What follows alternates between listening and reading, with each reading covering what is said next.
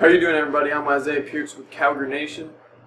Just here to break down some of the results of the 2014 midterm elections last night.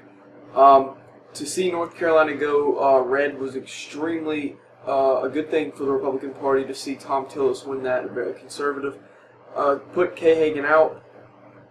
Although we did not win New Hampshire, we were not expected to win New Hampshire. We did very well with 48% Scott Brown. I did not think he was a good candidate, especially being from a different state and coming over and running there. So we did extremely well in New Hampshire, although we did not win. I don't think it's news to anybody that we won the Senate. I do think it's news, however, the margin by which we did win the Senate and the margin of which we picked up governorships.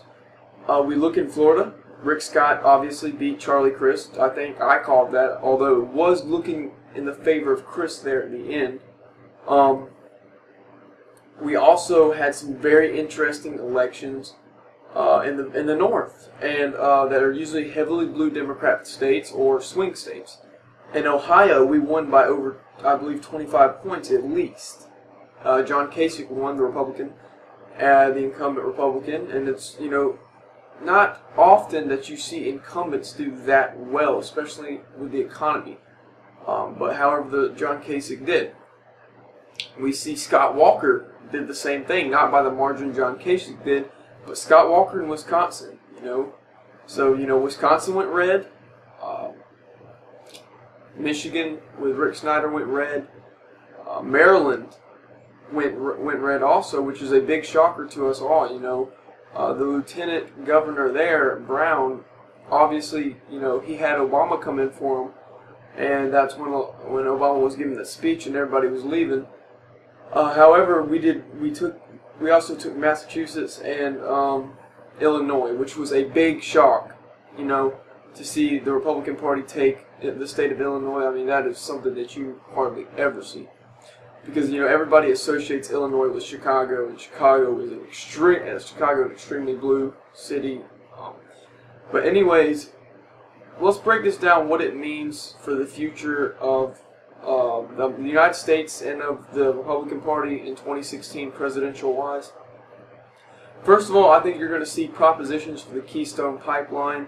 You're going to get that approved in Congress. I don't know if that will actually get done though, with Obama being so anti-energy policy, having such a devout agenda against independent American energy policy.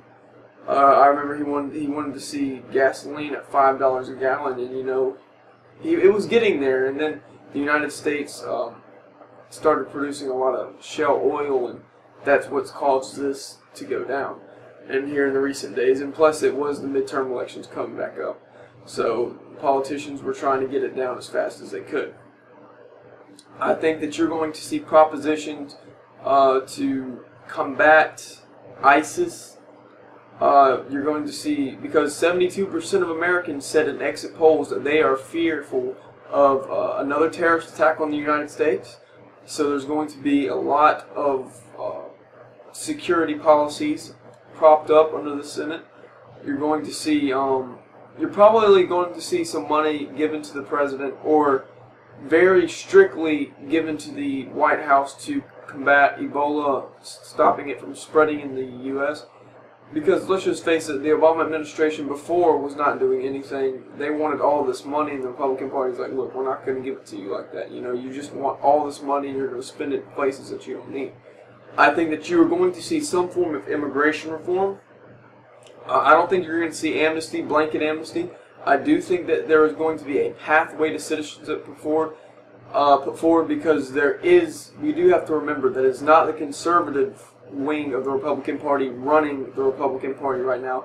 You're going to have Mitch McConnell, the majority leader, who's always been a quote-unquote establishment guy along with John Boehner. And what the Republican Party needs to focus on is staying together. Don't rip yourself to shreds right before one of the most important elections ever. We just got the midterms out of the way, and we took it in a tsunami, guys. I did an article on Calgary Nation, the Republican Tsunami. Anyways, what does this mean for Hillary Clinton? This is very bad news for Hillary Clinton, because she campaigned for many of these Democrats. Mark Pryor, Allison Lundergan Grimes, who lost by almost 15 points to Mitch McConnell when that was said to have become a very close race. Mark Pryor, of course, took about a 15-point loss to Tom Cotton, and Mark Pryor was a very pro-amnesty senator. Also, what does this mean? This is more of a anti-Clinton election and an anti-Obama election than a pro-GOP election, because you see a lot of these Democrats were running, as Clinton Democrats, and that did not turn out well for them. With the exception of Jeanne Shaheen in New Hampshire, which I explained before, was because we had put a bad candidate up there, and it was just going to be very hard anyways to take that. But other than that, this whole election was more enthusiastic towards the GOP, not because of their policies or because of their ideas, but because of the dissatisfaction with the Obama administration and with the way he's handling things. And this is possibly a big message to Hillary Clinton that her 2016 hopes are getting very dismal as Republican contenders such as Rand Paul and Scott Walker surge to the top, Ted Cruz. I think you're going to see establishment candidates like Jeb Bush and Chris Christie kind of simmer down, because they know, the conservative tide is sort of shifting, because, the Republicans are controlled by the moderates right now, but it is not appearing to stay that way. We're seeing a lot of Republican conservative senators get elected, not just establishment. So they're going to have to come up with some sort of compromise in between the party to sort of settle on, hey, middle ground between establishment and conservatives. And I think that we can get that done, and I think we can have a successful 2016 campaign to defeat Hillary Clinton if she is a nominee. I think she will be, because I really don't think the Democrats have much of another choice at this point. Fortunately for the GOP, we have tons of great innovative people, such as the ones I listed before, that would get this country going again.